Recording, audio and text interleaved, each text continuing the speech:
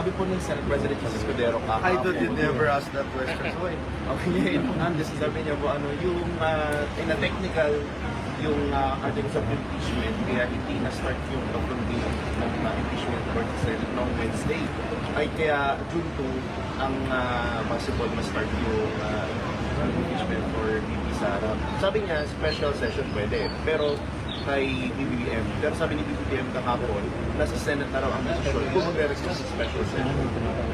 What's your take on that? Do we need to request? first of all, I think it's important to note that the impeachment, articles of impeachment, reached the Senate an hour or a few minutes before we adjourned. Okay? It's been with the House section for more than 2 months. Diba? Alam natin yan. And klaro sa atin lahat yun. I just don't feel like I have to comment on anything that has to do with the impeachment trial because I will be sitting as a judge. Forthwith yung nakalagay na word sa ating constitution, so talagang may trial na. Now you look at the history of impeachment trials in this country. Walang binigay sa Senado na kung saan the next day magkakaroon kayong trial. Walang binigay sa Senado na articles of impeachment and you expect a trial right away. Lalong-lalo na walang binigay na articles of impeachment sa Senado na in a few minutes or an hour or so, mag-a-adjourn ang Senado at papasok ang eleksyon. So, lahat yun yan, facts po yan. No? Facts din po na isasama natin sa isang fact na kalahati ng Senado, 12 of our colleagues will only stay as a senator. Ang mandate nila is only until June of this year. June 2 ang aming pagbabalik. So why am I saying this? You cannot even muster a quorum kung 12 lang yung senador. Balikan ko ulit yung history ng mga trials. It takes 2 months or 6 weeks at least sa kasaysayan bago magkaroon ng trial. Bakit? Hindi po pwedeng mag-trial agad ng walang rules. Pag tinignan niyo yung impeachment rules, napakadami pang kulang. Paano i-dispose ang mga motions? Paano i-decide ang quorum? Ayun na, binanggit natin, 12. Kalahati mawawala na. Diba? Anong robe ang susuot? Papayag ba si Sen Nancy na yung robe ganong kulay? Medyo si Sen Nancy sa kulay ng robe.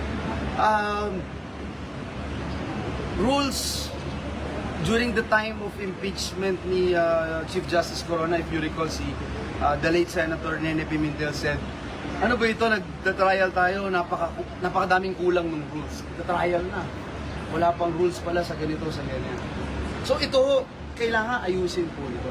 Ano ho yung pinaka-point ko? I think ang best way to look at this is magiging makatarungan ba ang trial? Magiging credible ba? At magiging transparent ba ito sa ating taong bayan? Yun lang po yung pakialam ko at yun lang yung kaya ko pong sabihin. Dahil yung merits of the impeachment, hindi ko pa nakikita po actually. Kakabigay lang po sa amin. Whether napag-aralan ito o hindi, it's beside the point. Ang nakakalungkot lang, yung ilang mga kasama natin sa Kamara, na yung mga statements nila, I think they should be very careful with their statements. Lalo na yung mga tumatakbong senador. Pero ayun, sabi nga po ni Pangulo, open naman daw siya kung magre-request na ang Senate for a special session. So, kung ano ba magkatanungan man sa Senado, would you recommend? Or para lang po nito?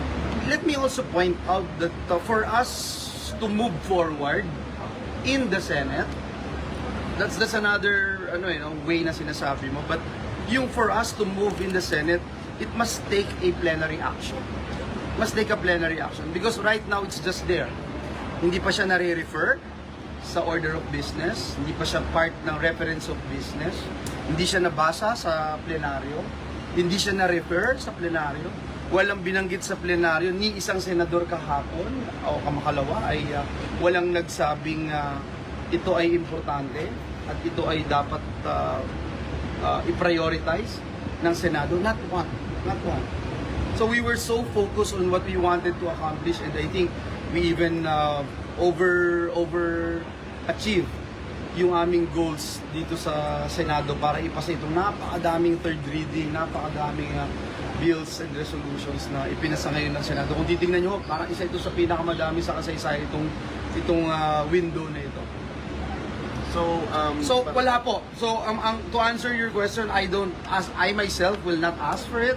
But if the president asks for it, why not? I will comply. Willingly. Pero yun nga po not one. And I can't even make that statement for my colleagues. Pero not one actually stood there. Kasi kung may isa man lang na nagsabi doon sa plenaryo na gusto kong itackle ito, pagdesisyon na natin, pagdebatihan natin, gusto kong magkaroon ng trial kaagad or ayusin natin yung rules, wala po wala akong nagsabi isa. Kaya ako, we commend our Senate President na focus siya sa trabaho and what is really important. Yun yung ginawa ko ng Senado. Thank you po. Thank you. Thank you po. Salamat. Thank you, Sen. Salamat.